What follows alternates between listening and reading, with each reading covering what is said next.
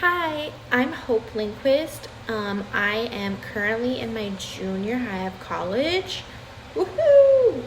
I'm so excited to be a first year teacher and I'm really looking forward to my student teaching. So I think this assignment in particular is really important because I want to know as much as possible going into teaching. So I think learning these dispositions is really important. I found so much about myself when doing the self-assessment survey.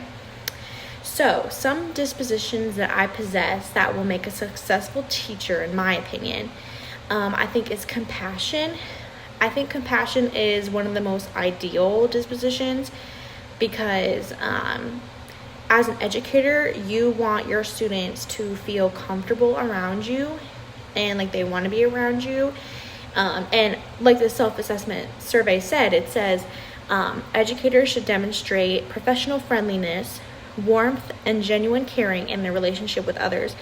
I completely agree with that. I strongly agree. I definitely think it's really important for you to create a really safe, caring, and loving environment for your students. So I think compassion is the number one disposition I possess.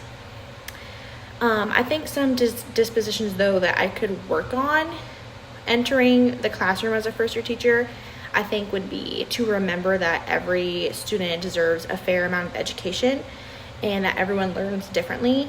Sometimes I think teachers can get lost in teaching one thing one way, and I think something I'll take with me to work on and remember as a first year teacher is that not every kid learns the same. So when I come up with lesson plans and I'm teaching, I need to remember that each method is different sometimes. So like if I'm teaching one thing about one subject, that one subject, I might have different activities that play into different learning types, like listening, visual learning types, different kinds.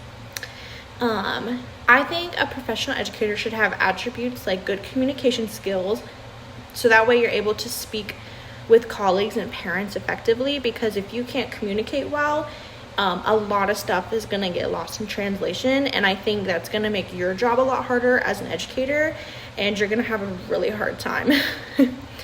I also think a good attribute to have as a professional is being a role model for your students.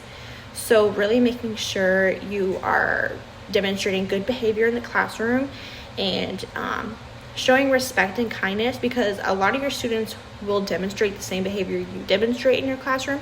So if you're showing respect and kindness, a lot of your students will reciprocate that and give it back to you. Hi, sorry, this is part 2 of my video cut off. I need to get a little bit more technologically savvy. I think that's also a skill I could work on. So I think teacher dispositions can positively influence psychological and moral development of adolescents. I think teachers are with students the majority of their day, so the people they look up to the most are their teachers and the peers around them. So I think by providing a caring, safe, and warm environment in your classroom is the most important thing you could do to their development. And I also think creating appropriate boundaries and behavioral expectations for students is also really important. And a way that I will be upholding the expectations of code of ethics and professional standards will be holding myself accountable, first of all, because if I can't hold myself accountable, I can't expect my students to. So I think the most important thing to do is make sure you're holding yourself accountable as a teacher, and also trying to act without bias. I know it's hard to judge, but by upholding these code of ethics and policies, you have to do your best to work without bias.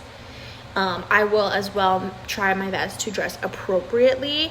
I am a younger generation teacher, so I do like fashion, but I will always make sure that it is appropriate, because I also want my students to view me and be like, okay, I can also dress appropriate at school and still look fashionable. So I think another way is of setting boundaries and expectations for me and my students both is I'll be putting posters of the expected boundaries and expectations in my classroom all over the classroom, so there's no miscommunication on what's expected in the classroom. I think a way that I'll promote healthy moral development with my students in my future classroom is I will do my very best to create an environment in my classroom that is warm and welcoming.